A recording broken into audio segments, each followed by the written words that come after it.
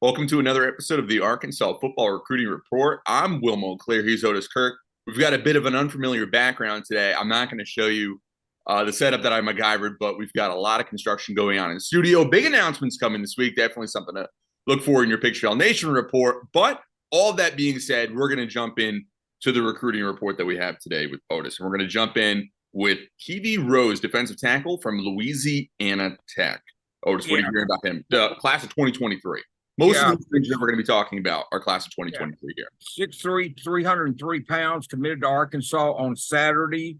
He told me Friday that if the Lakers won Friday night, he would he would make a commitment on Saturday, and he did. And I kind of spoiled it for him. I said, "You're making a lot of Arkansas."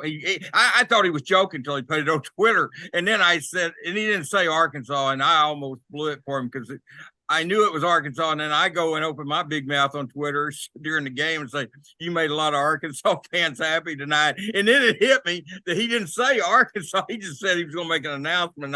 I didn't mean to blow it up, but anyway, he committed to Arkansas, and it was no big deal. But anyway, it was a big getting him.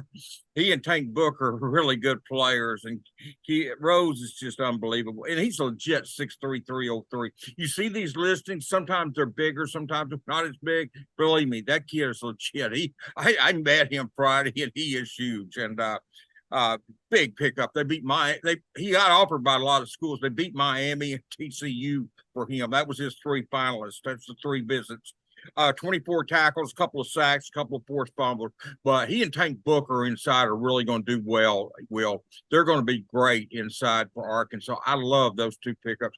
Deke Adams, recruiter of the year. I'm telling you, man, recruiter of the year. The job he has done, gotten two defensive tackles, two defensive ends, and some good high school players out of the portal.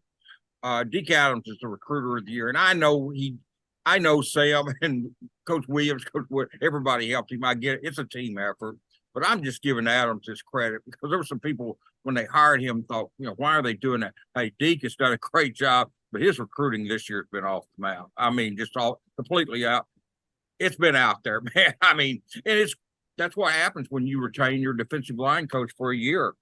After 1 year, he's first one since Sam's been here that's been able to stay, and it's paid big dividends. Let me put it that way. But getting Rose is huge, and then Booker, that's a good pair right there. Yeah, absolutely. Deke's the only D-line coach that I've ever known here at the University of Arkansas in my time here in Fayetteville, and I can't imagine that anybody's had anything bad to say about him. I know that everybody's a critic out there, but it was just the people when he got hired that had said he got fired at some school or something. Say, all coaches get fired. The best of them get fired. I mean, and I don't know if he got fired or not, but it doesn't matter. I mean, it's different coaching.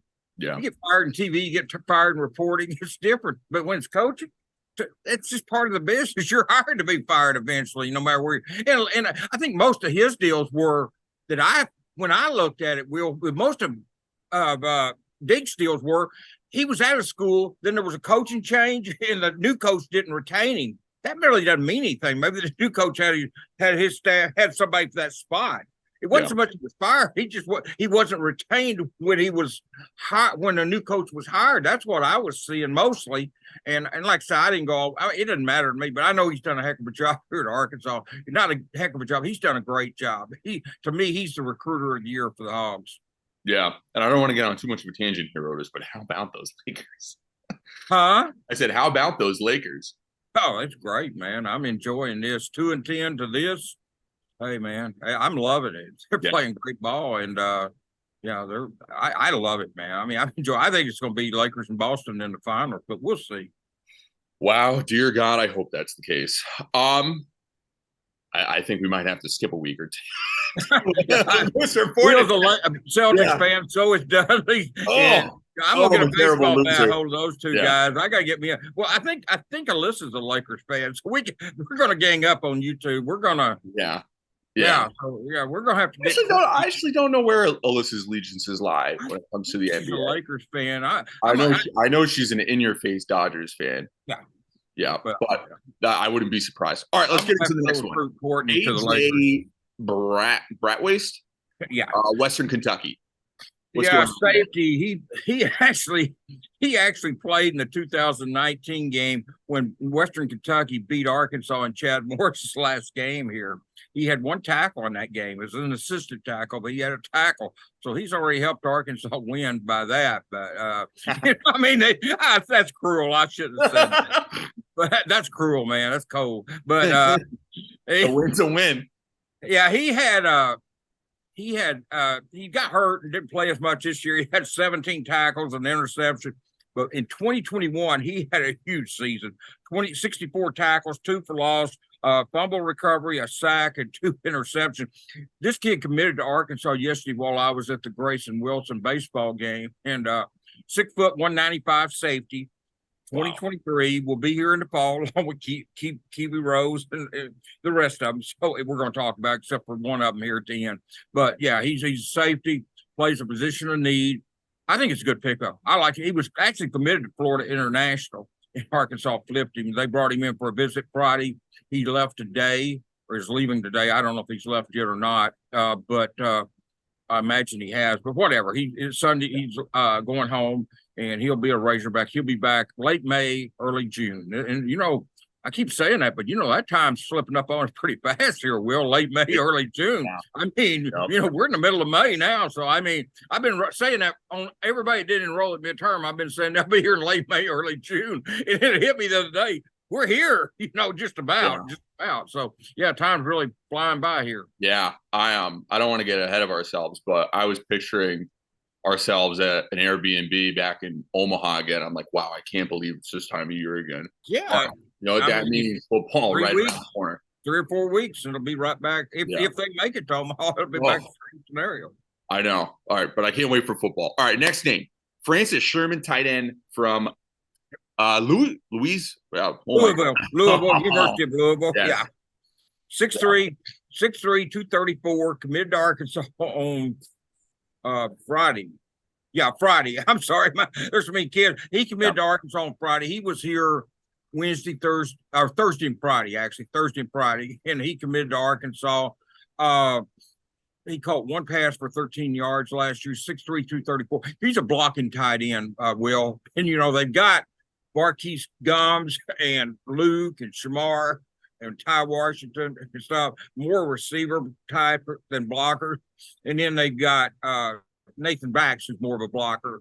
I'm not saying that those guys can't block or catch, but I'm just saying they're stronger for it. But they're bringing in Sherman, more of a blocker, and he should help in that regard. And that gives them 6 scholarship tight ends, so that's good in that sense. They were getting the numbers were low there. You had 4 with only 2, with 2 of them being true freshmen, and you didn't really want to go into the season with that scenario. I think Luke still plays a lot of football, may even start. But I think Ty Washington plays a lot of football, and Nathan Back.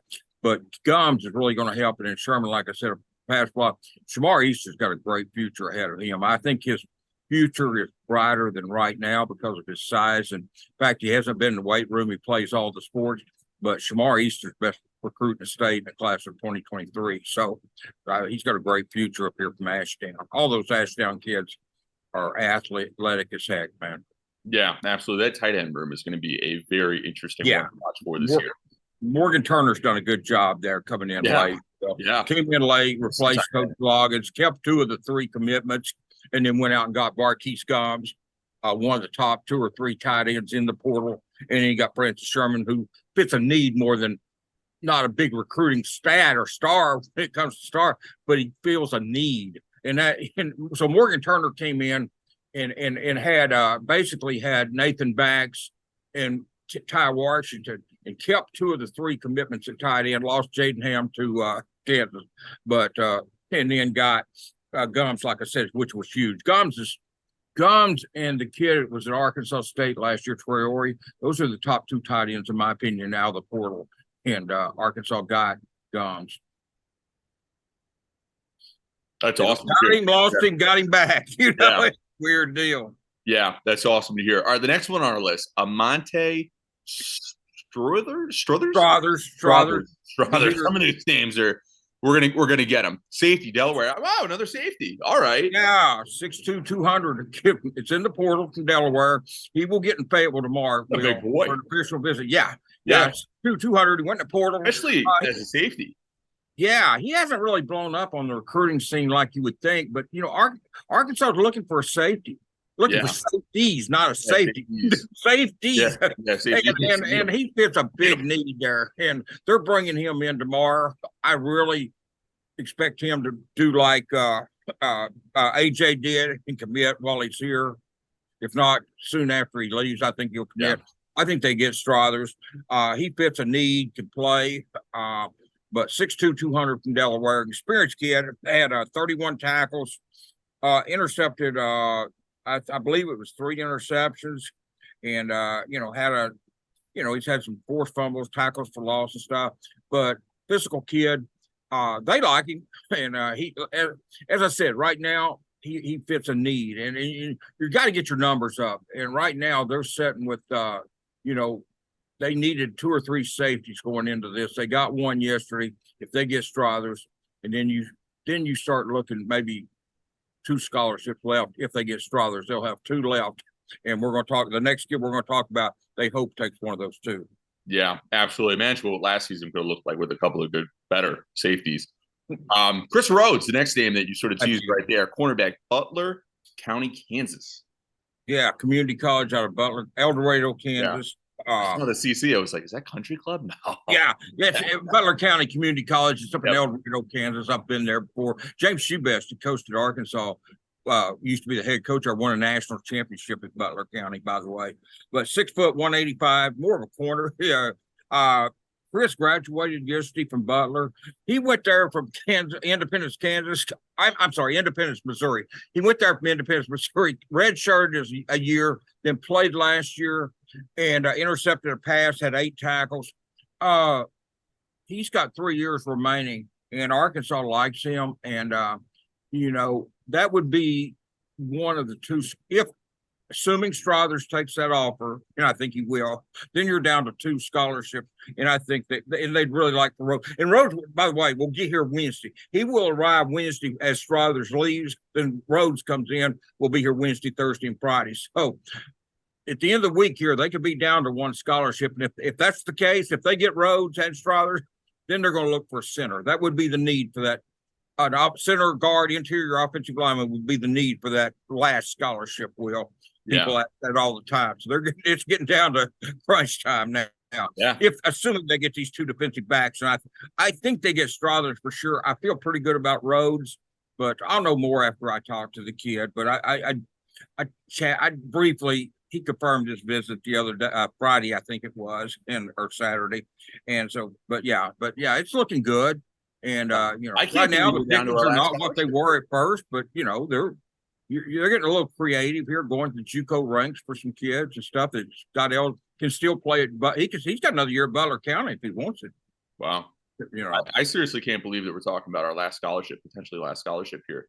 Yeah. Feels like just yesterday we had 15, 16 on the board. All right. Last name, the only one that we're going to talk about today from the class of 2024, Wyatt Simmons, linebacker, Harding Academy. Yeah, that's in Searcy, Arkansas, for anybody doesn't know. And this is a kid that nobody knew about. He sends out video. Well, I'm sure his coach sent out video of him. And all of a sudden, this kid blows up. He's got offers from Arkansas, Oklahoma, Florida State, Auburn, Arkansas State, many others. But he had 84 tackles, 15 for loss, 6 sacks. He's 6'3", 215-pound linebacker. And he's the second in-state linebacker, the 10th in-state kid they've offered, the second linebacker. Brian Huff from Valley View, who I've talked about on here many times, is the other one. But, Wyatt is someone that, they're trying to keep him in the state. And they've got in, it's kind of emerged out of nowhere, basically. And so we'll see how he does. I mean, we'll see where he ends up. I know Arkansas certainly love to get him, and we'll see if that's the case. I know Sam puts a lot of pride in recruiting these in-state kids, and that's a great class to have 10 offers in 2024 in Arkansas. They don't usually offer that many inside the state, so it's a really good class. And I will say this, through the years, and I've done this for a long time, when Arkansas has a big in-state class, it usually means a great recruiting class for the university. And I know Walker White has already gone to Auburn, or committed there. Yes, will be committed to Auburn. But for the most part, I think they'll get a lot of these kids. You got Charlie Collins and Courtney, who we had on here the other day, Courtney Crutchfield, and they're going to get some others, and Key. But yeah, so we'll see where Wyatt ends up. But this is a good class in the state this year, regardless where they go, whether TJ Lindsey, Braylon Russell, where these kids go, Brian Huss, it's a very good class. CJ Brown, I don't know why I never mentioned him because I love that kid up in Bentonville, CJ Brown. Yeah, absolutely. Otis, all these coaches recruiting their butts off. Otis, we really appreciate your time. I hope you're going to go watch the Celtics game today. I will watch the Celtics game as I cover the Arkansas game today, baseball. I will say, let me say real quick, I saw Grayson Wilson play baseball yesterday. CAC, we had him on a few weeks ago. CAC will play Rivercrest tomorrow in the semifinals up here. I don't know where it's at, but he was at Shiloh Christian last night, and I actually went to the game and watched Grayson play. And they're in the semifinals. The winner of that game will play Harding Academy. We just talked about the winner of CAC and Rivercrest will play Harding Academy in the state championship game. 3A, I'm talking. Okay, that's it. Oh, wow. Thank you, Appreciate Otis. Appreciate your time. And don't forget to check back in next week for another episode of your Arkansas Football Recruiting Report. Thanks, Otis. You bet, Will. Thank you.